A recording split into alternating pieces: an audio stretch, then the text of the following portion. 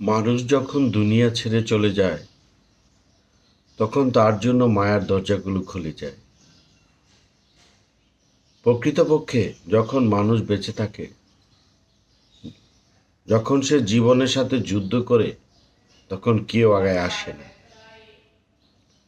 তার জীবনটাকে সহজ করতে কেউ সহযোগিতার হাত বাড়ায় না। অসুস্থতায় পড়ে থাকলে দেখতে আসার সময় কারো হয় না। মৃত্যুর পরপরই সেই মানুষগুলো মায়া কান্নায় উথলে পড়ে। আসলে কি উনি মায়াদারী মানুষ? প্রশ্ন রইল আপনাদের কাছে। এই ছোট্ট জীবনে মানুষ যে এত স্বার্থপর হয় কিভাবে?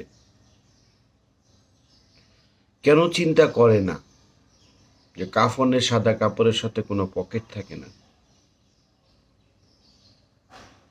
সেই পকেটে কিছু নিয়ে যেতে পারবে না, শুধু নিয়ে যেতে পারবে আমল, নবীজির সুন্নাহ আর সকল মানুষের দোয়া। আসলে ছোট্ট জীবনে আমাদের একটাই চাওয়া হওয়া উচিত, ভালো মানুষ হওয়া।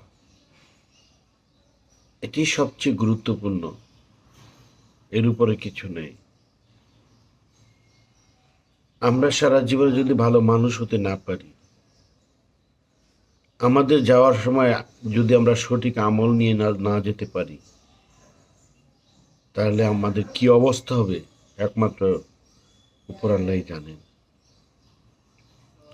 আসুন আমরা প্রকৃত মানুষ হই, ইমানদার ব্যক্তি হই, মানুষের সহযোগিতা আগায় আসি, মায়া কান্না দরদি না হই,